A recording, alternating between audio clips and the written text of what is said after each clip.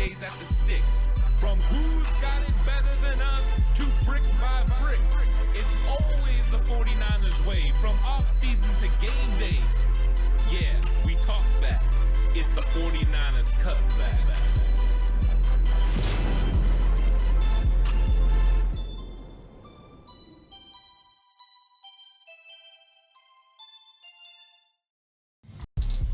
It's 49ers Cutback podcast time. Welcome to the show, everyone. Want to talk about targets for the 49ers in the draft at tight end. And we've seen the 49ers already go tight end in free agency. Luke Farrell. They bring him over from Jacksonville, sign him to a 3-year deal worth just over $20 million with $11 million guaranteed, an investment made in tight end too. But we know the 49ers are one of those teams that use more than just two tight ends. You also need tight ends that can help on special teams. There's a lot of different avenues to be able to use a third tight end. The 49ers, for most of the last two seasons, have had as many as 4 tight ends on their active 53-man roster during the season. So when you look at the 49ers tight end room, what makes you believe, or what makes me believe in this case, that the 49ers are still interested in potentially targeting a tight end in the draft? Well, I think you just look at the makeup of the roster right now. You have George Kittle. He is going into the last year of his contract. I fully expect for an extension to get reached and for George Kittle to finish his career out in San Francisco with the 49ers. I think that's what their plan is. I think both sides are going to work towards this, and they're eventually going to come to a conclusion. But after that, it's Luke Farrell, the new signee. They bring him in. He's going to take over what Eric Saubert did last year. But really what he's taking over is the Charlie Warner role, or the blocking tight end role, that can help the 49ers run game. And we've seen the 49ers employ three tight ends for a while. And we've seen it even with George Kittle, Charlie Warner, and then Ross Dwelley. And Ross Dwelley was not as good of a blocker, but more of a move tight end, somebody that could catch the football and make a few plays for you in the passing game. His best season, of course, had to have been 2019, when he really had some good games and good play for the 49ers. But then he kind of fell off. We saw both Ross Dwelley and Charlie Warner go to Atlanta last season, and the 49ers tried to figure it out. And, you know, they tried to bring in guys that they thought could get it done, and it didn't work. And one of those players that, you know, they thought was going to be a guy for them was Eric Saubert. And Eric Saubert just didn't quite live up to expectation and block quite good enough. He didn't play quite good enough in special teams. And so the 49ers also had a couple other young guys. And they still have those guys right now when you look at the roster. They still have Jake Tunges, who they offered an exclusive rights free agent contract to. Same with Braden Willis. So both of those guys are more than likely going to be on the 49ers 90-man roster. But I'm not sure the 49ers perceive both of them to be contributors for the 53-man roster during the season. Jake Tunges barely got on the field. Braden Willis played mostly special teams. And then when he was on the field, didn't exactly do a whole lot. A couple blocks here and there that he made that were successful, but it just hasn't really gotten there. You know, and I get it. A lot of people are looking at Pline on the practice squad, and they're saying, hey, this is going to be the next great tight end. I don't see it. You have to at least play snaps in the preseason to be able to be one of those guys you feel like is on the cusp of being able to step in and make plays for your football team. So they could also go and go the free agent route and address the third tight end with another veteran tight end. Who would blame the 49ers for doing that, since they've invested in tight end through the draft? And besides George Kittle, it just hasn't worked out. I think we could say Charlie Warner was a success as a 6th-round pick. But besides that, no, it hasn't worked. Cameron Latu, that didn't work out. Braden Willis, that didn't work out. And we've seen others as well that didn't work out for the 49ers. So I wouldn't blame them for looking at free agency. And there's a couple names here and there that could be interesting. You can go back. I did a free agent targets at the tight end position available. You can go check that out. Some of those guys have been signed, but there's still other players available, and my reasons why they would make sense for the 49ers. But in this one, we're going to turn to the draft. And we're going to say, you know what? 49ers have 2 veteran tight ends now. Let's get someone young that the 49ers can potentially develop into being a great tight end for them. somebody that could step in and catch some football, somebody that's more than just a blocker, but is also a threat in the passing game that can threaten teams up the seam and make plays on the move. And there are several tight ends in this draft that are really fun. So I'm excited about this episode because I think it's got a lot of players that are potential playmakers. And I'm not going to run through all these tight ends. I just don't think there's enough time to go through everybody. But what we're going to do is sort of look from the beginning of the draft, through like the first 2 days of the draft and look at some of the players there. Later on, I'll come back and we'll do a deeper dive into some day 2 picks. And then we'll even take a deeper dive into day 3 picks. I'm also not going to go too crazy over the top 2 tight ends because I do believe they're first round picks, but we'll go over that in a second. So it's going to be a fun one. If you like tight ends, you think the 49ers need to get one, this is an episode to be on. Please like and subscribe to the channel if you haven't already. I really appreciate it. If you're listening to audio platform, 49ers Cutback on Believe Network, please give it a 5-star rating. And if you are going to bet, especially with the big madness of tournament coming up, bet with Bet Online. Bet Online is the world's most trusted betting platform and your number one source for betting on all the madness. Whether you're a seasoned fan or a first-time bettor, Bet Online is your ultimate game day companion. With a large selection of odds on everything from college basketball to a $200,000 bracket contest, Bet Online continues to be your number one sports betting source. From every Cinderella story to every hat trick, Bet Online has you covered with odds, stats, and more for every game, every play, and every win. Bet Online, the game starts here. So let's start with our rankings. And I think right now, pretty much when you look at what's going on with the draft, there are 2 tight ends that are standing out above everyone else.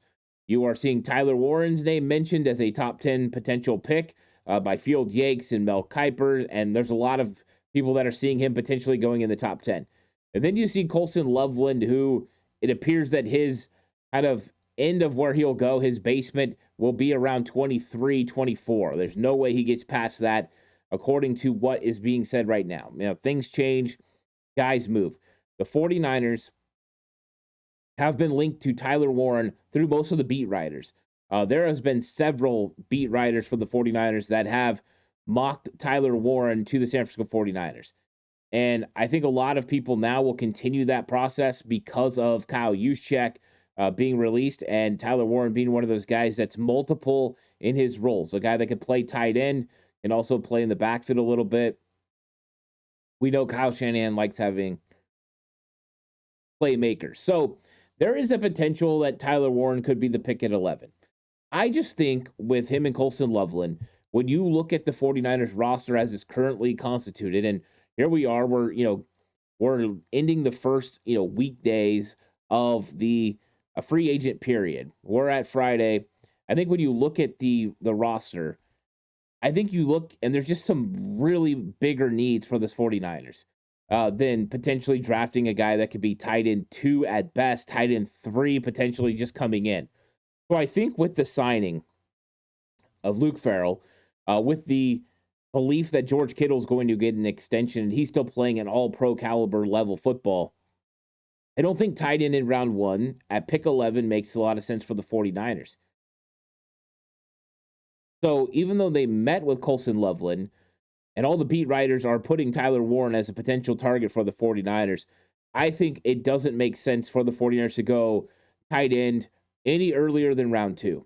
And I would even argue that might be a little bit early. That's why when we go through our conversation, we're going to talk about some of the guys who could be in round 2 and round 3, and we'll start finding real targets for the 49ers because I just don't think that it makes sense. Now, I love Tyler Warren. I love Colson Loveland.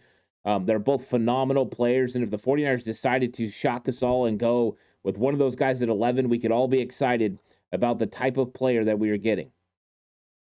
But I think there's more realistic candidates for the 49ers that are more down the line, tight ends that make sense in the mid-round. So that's where we're headed to. And I want to start with the third tight end, and it's not universal that he's the third tight end. I think that there's a few guys that could be in the conversation. But since the 49ers met with him, I'm going to go ahead and start with Harold Fannin Jr., the tight end out of Bowling Green. He's 6'3", 241 pounds. He did surprise a lot of people with his 40 time, me included. Just watching him on film, he looked a lot faster than 4.71, but that's what he ran at the combine. Now, you don't have to be a blazing tight end to be able to be a playmaker. And also, Harold Fannin Jr. is also a pretty good blocker as well. But I think that the value for Harold Fannin Jr. probably took a hit.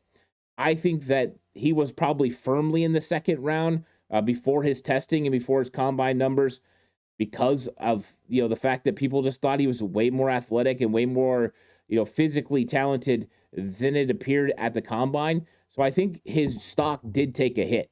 That's why I believe that Harold Fannin Jr. is becoming more of an option for the 49ers. And I'm not saying he won't end up going in the second round, because I think that's completely realistic thought process that he would.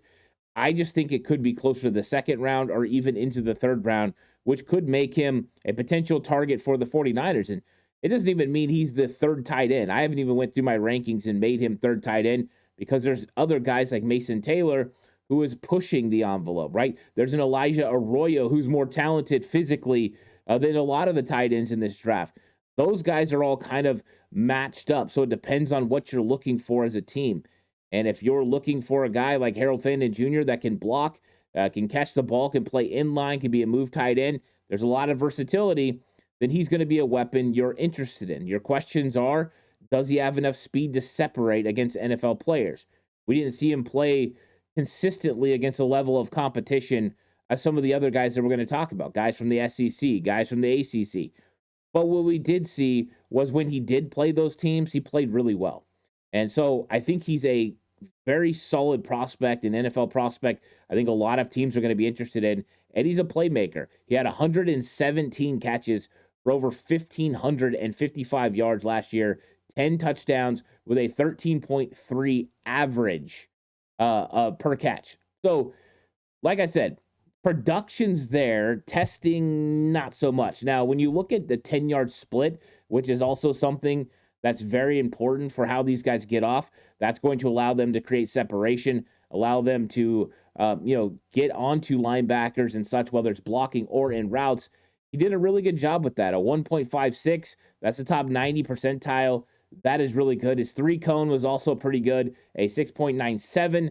So those are change of direction. So those are some things physically in a positive direction for Harold Fannin Jr. But when you look at the production, it's just all there. And that's what I really like about him.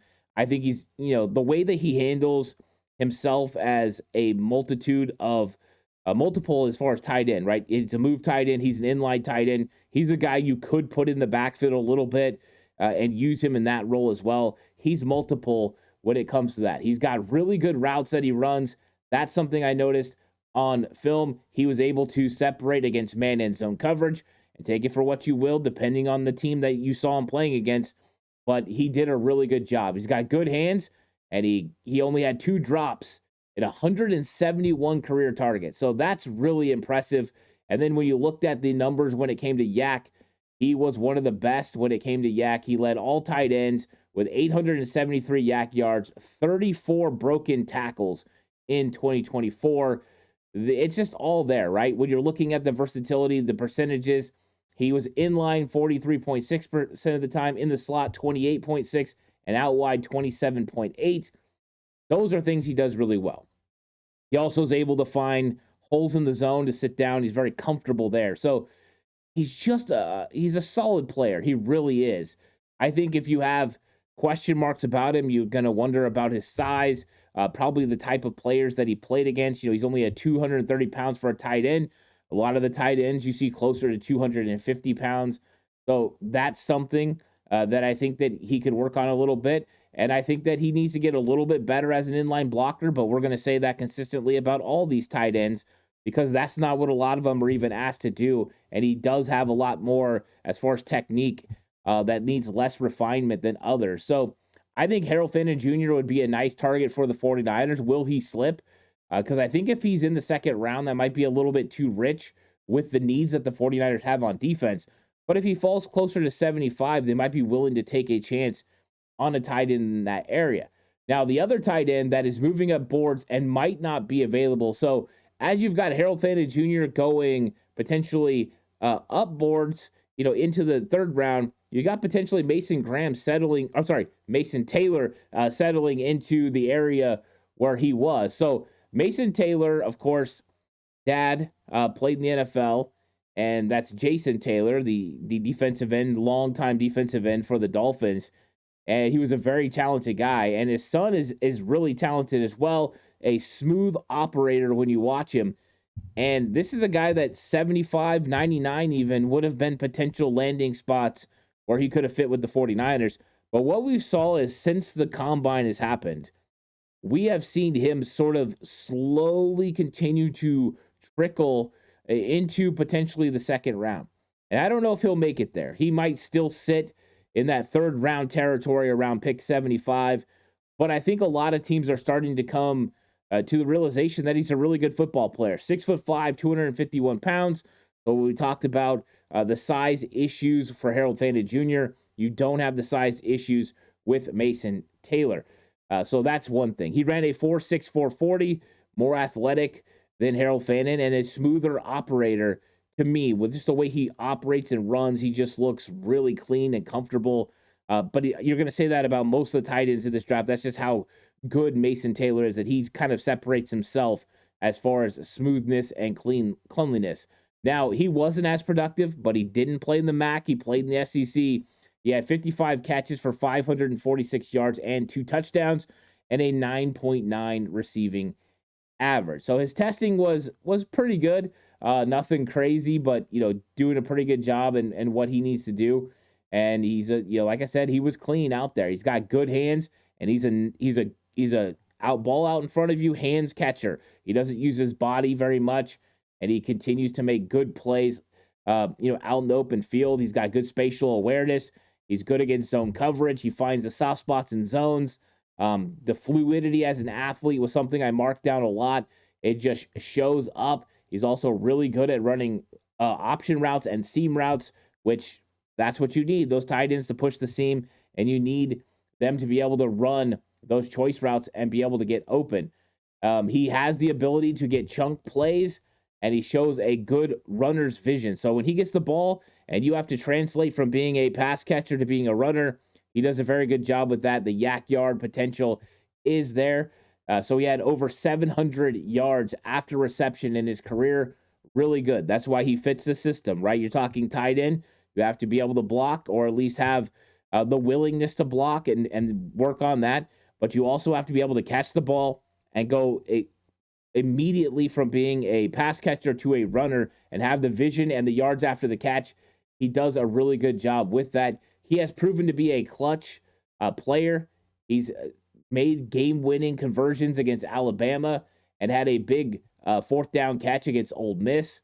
So those are really good things. He's really good when it comes to his routes, and his technique is really good in creating separation, and he uses head fakes and also speed changes to be able to manipulate defenders. So he's a good player. He's a really good player, and I think that's what people are starting to see and why he's starting to move up boards. I don't think for him it has anything to do with testing or anything to do with that or the process. It has more to now the film study people are starting to come out, and you're starting to hear about what they think about him. Now, his questions are going to be, a lot of it's going to be blocking. How is he going to be able to help, especially in pass protection? He's going to get walked back. He's not physically strong. He doesn't have an anchor there. He needs to get a lot better with his technique when it comes to run blocking. He plays too high. He can lose at the point of attack. This is not a solid inline blocker. Harold Fannin is better at blocking than Mason Taylor. He also doesn't have a lot of experience playing inline. He played a lot of slot, and he played a lot of off ball, a lot of move tight end. So that's not something he does. But when you're drafting this position, that's exactly what you're drafting. The 49ers have 2 inline tight ends now. They're looking for somebody that can operate in space, somebody that can play the off-ball move tight end. And so you have time to allow a guy like Mason Taylor to develop. So when you're talking about weaknesses, can we overcome these? Can we help him get better at technique? Can we get him stronger? Can we get his pad level lower? Absolutely. Those are things that are correctable. Those are things that are coachable. Those are things that if you work hard, you can get better at. So you have 2 tight ends right now. What's he really good at? Getting open, running good routes, creating separation, and making clutch catches. Get him out there on the field. let him help your football team in those categories, and just don't have him out there all the time, But if it's 3rd and 8, they don't think you're running the football. Hey, trot him out there with George Kittle and find a matchup that you really like. And so I think that there's some opportunities for the 49ers to go with a guy like this that they could develop into a better player. And so I like Mason Taylor. I think he's a possibility for the 49ers potentially in round 3. And I think that's kind of where we're hanging out with some of these guys is round 3. Now, I brought up Elijah Arroyo earlier, and this guy got everyone going at the Senior Bowl with his athleticism and his potential because, he moves. And I was kind of expecting him to be a little bit faster, be a little bit more athletic than probably, maybe we'll see what he does at his pro day. But 6'5", 250 pounds, running a 4.69 40, pretty good. But it's not phenomenal. He had 35 catches for 590 yards, 7 touchdowns, and nearly a 17-yard per reception average, which is really, really fantastic. Now, there are some question marks about him when it comes to injuries and injury concerns. He wasn't on the field very much. He doesn't block very well. So that's something that he needs to get a little bit better at. So there are some concerns, with him. But when you're talking about a guy that's got talent, that can go make plays, he's one of those guys. You talk about a guy that's another good route runner, that's able to set up defenders and get open. He can do that. He's a good pass catcher. He uses his hands, doesn't use his body, something consistent with the other 2 guys we were talking about. So these are things that make them options for the 49ers. You have to be able to do certain things. He can stretch the field vertically, and that's what you want so far. The 3 tight ends we've talked about all have the capabilities to do it, all pretty close to the same speed. And so you've got the ability to do that. He's got good awareness and being able to sit down in his own coverage. He finds soft spots. He presents himself nice to the quarterback to be able to catch the ball. All 3 tight ends we've talked about do that at a pretty high level, which is good. He could be a red zone problem. That's what I wrote down because you look at the size and athleticism, be able to find a matchup, especially if they want to go big. You can get a matchup that you like. Him matched up with a linebacker or a defensive end. When they go goal line, he could be a real problem. So that's something I like, his ability to go up and use, his good catch radius to be able to get the football could be good. He does have the ability to get extra yards. He fights for all yards that he gets after the catch. Another yak guy. He's got some ability there. He's a willing blocker. He's just not a really good blocker. But the concerns have to start with the medical history. You wonder how durable he will be. He missed consecutive seasons with left knee issues. And so the medical staffs are going to have to consider those. I think that could take him off the 49ers board. But I thought he was a good enough talent that I wanted to talk about him just in case, because he needs to get a little bit, healthy. And I think the NFL is going to do a good job of looking at his medical. He does have good strength, but doesn't win at the point of attack as a blocker. That's something he needs to get a little bit better at. And sometimes his routes aren't as sharp as somebody as athletic as him. He rounds them off. And sometimes it's just one of those things where he can't get separation and he stays in phase against cornerbacks, which is something that needs to get better. His hand placement while blocking, not very good. So he needs to get a little bit better with where his hands are going to be. His initial punch isn't bad. But overall, this guy is definitely more of a move tight end early, an athletic player that can create in space, that can put pressure on linebackers and safeties, but needs to get a lot better as a blocker. But like we talked about, we already got a blocker. Luke Farrell can handle that. So if the 49ers believe he could develop, he's a guy that would make sense kind of in the 3rd round. I think he will be available at pick 75, maybe even 99. And those could, 102. I know it got changed. I got to get used to the new numbers of the comp picks. So he's a potential guy. Next up that I want to talk about, and this guy is becoming one of my favorites. And I did a breakdown over on Patreon already of him because I'm just a huge fan of Terrence Ferguson out of Oregon. And I've been watching all the tight ends in preparation for the draft and preparation for this video. And Terrence Ferguson is the guy I just keep coming back to. And I get it. I mean, the other guys are really talented. Fannin Jr. is a lot of fun if you go watch him right? Mason Taylor's got a lot of talent. Elijah Arroyo is physically gifted. But for whatever reason, Terrence Ferguson is just the guy I look at and I'm like, man, this dude he makes plays. He's got like a certain charisma to him, a certain it factor to him, something that jumps off that's just a little bit different. And he meets all the requirements. He's 6'5", 247 pounds, big enough. He ran a 4.63. He was the fastest tight end at the combine. Now we'll see what Gunnar Helm, and I'll talk about him in a second, will end up running. Of course, he had the ankle injury. And maybe one of these tight ends will beat it at their pro day, but plenty of athleticism to play the tight end position.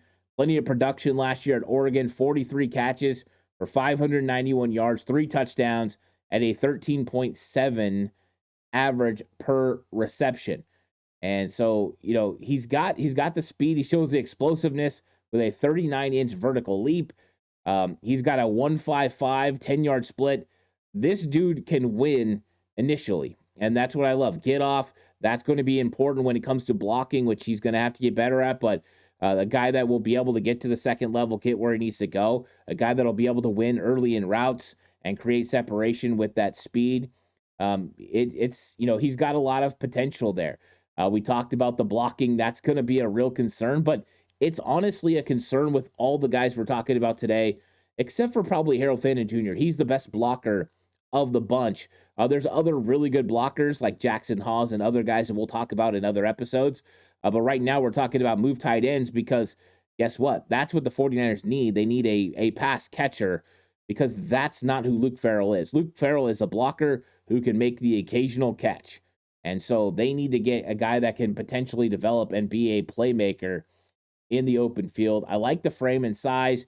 I think it's, a guy that looks very athletic in the open field and is able to make plays, gets yards after the catch, has really good acceleration off the line of scrimmage.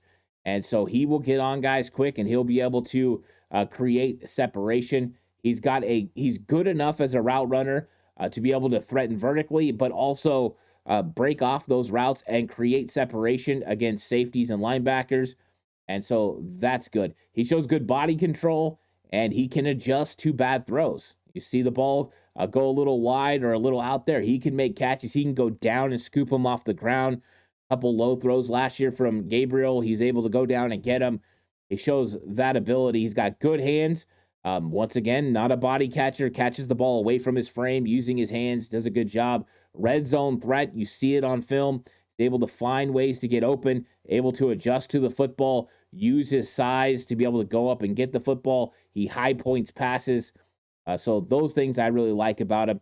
He's a willing blocker who shows pretty good technique and effort in the run game.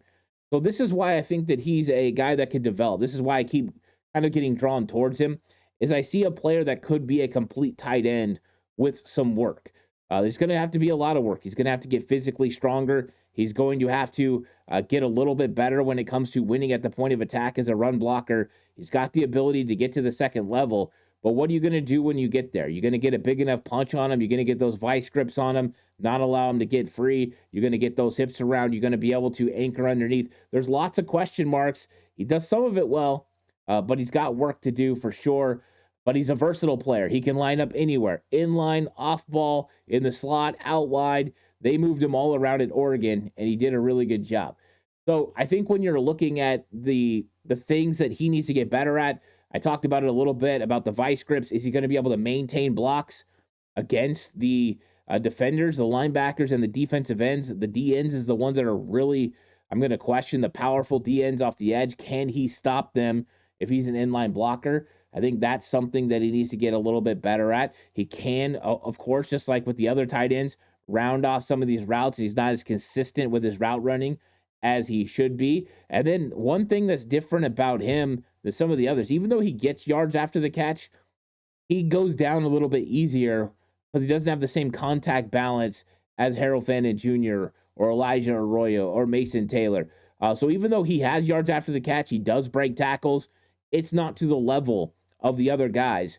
That's one drawback, but he still makes plays after the catch, which I think still makes him fit the system. And I think because of where he's potentially going to go, you could get this guy, your comp pick at the end of round 3 at pick 102. You could get him at pick 113, your 4th round pick. And I think that's kind of a good value for him. And I don't think it's that big of a difference between him and some of the guys that we talked about a little bit in front of him. So that's why I like Terrence Ferguson. And we're going to talk about one last guy on this episode, and that's going to be Gunnar Helm out of Texas. And Gunnar Helm has been a guy that I definitely liked a lot. In fact, he was originally my Terrence Ferguson, where I was like, man, we got to get Gunnar Helm. I like Gunnar Helm because I've kind of envisioned the 49ers going tight end, kind of in the third, fourth, or fifth round, like that kind of category. And I thought that these guys were guys that fit in that area. He's 6'5", 241 pounds. I'm sure he lost a little bit of weight to be able to run. And then I feel bad for the guy because he got hurt and sprained his ankle on his first attempt to run the 40. Ended up running a 4.84 with a sprained ankle. I think this guy's going to be a 4.6 guy, a lot like Terrence Ferguson. So he's got plenty of speed. He's going to have enough size. I think he'll probably play closer to 250 pounds once all is said and done. Last year at Texas, he had 60 catches for 786 yards, 7 touchdowns, and a 13.1 average. So the testing is not going to be phenomenal because he went out there and he still did everything, but he had the injury. So I don't really want to take anything into account when it comes to that. Now, when it comes to some of the things he does really well, his intermediate routes, he's phenomenal. His blocking needs to get better. I think Ferguson could be a better blocker than him right now, but I think he has the ability to translate into a better blocker. He's a good route runner, especially against zone coverage. He's got great feel for being able to sit in the soft spots of the zone and knows exactly where to be depending on where the linebackers are. He does that great. He's also able to have really good body control and catch the ball in traffic. And he's a guy that uses his ability to box out and make plays against smaller defensive backs. He does it at a high level. He also does a good job catching the football. Only 2 drops in his entire career. So you don't see a lot of these guys are great at catching the football. That's one thing tight ends are getting good at, and he's really good with that. He doesn't go down on first contact, and he has the ability to make people miss in space. So he's a yak guy. Makes sense for the 49ers there. He is a smart blocker, and he can be effective in sealing edges, especially in the zone scheme, and he's good at getting to the second level as well. Those are things we saw. He's a red zone threat. He's one of those guys that goes up and wins 50-50 balls. He's just a good player. He has good technique when it comes to his blocking. He's just got to get a little bit better when it comes to play strength, and that might be one of the question marks about him playing inline. Can he hang on and have enough strength to be able to move defensive ends at the point of attack in the running game? I think that's a question mark. I think also he needs to get a little bit better with some of the routes that he's going to run. He wasn't asked to run a lot of routes, especially, some of the things that you want to see from a tight end, your outs and your seams. He's very limited in running those. They didn't do that at Texas, but he was very, very good going over the middle when it came to crossers, and that's why he graded out so well when it came to intermediate routes. His hand placement in blocking needs to get a little bit better. It's inconsistent. And then we're going to see what that speed is, because if that speed is a concern, he may not be able to be a guy that can create separation when it comes to running up the seam. But, very talented guys right there in that range. And there's more guys we're going to talk about. So we're going to have plenty of tight ends that are interesting, whether there are, guys like Luke Lachey that are kind of a balance, can do it all out of Iowa, or to Rondé Gadsden, who plays more like a slot receiver. There's going to be a lot of guys we're going to talk about still, but I wanted to get these names out there and start talking about them because I think these are legitimate targets for the 49ers in rounds, potential round 2, round 3, round 4, round 5. I think it's more realistic for the 49ers to hit tight end in round 3, 4, or 5. If it gets past that, then you're just getting somebody off talent. The 49ers have met with several tight ends that might go undrafted. So we'll see how that plays out. But I think that they know that they could really upgrade tight end 3. So we'll see. There's still tight ends available at free agency, but I think the draft is probably the best way to go. Let me know who your favorite tight end is for the 49ers. Would you go with my thought process and take one in round 3, 4, or 5 instead of going with one of the big dogs in round 1? I'd like to know that. because I think it's an interesting conversation. But thanks everyone for watching this episode. Please like and subscribe to the channel if you haven't already. If you're listening audio platform, 49ers Cutback on Believe Network, please give it a 5-star rating. This episode is brought to you by Bet Online. The game starts here. I'll catch you guys on the next one. Until then, stay safe. Remember, the right way is always the 49ers way.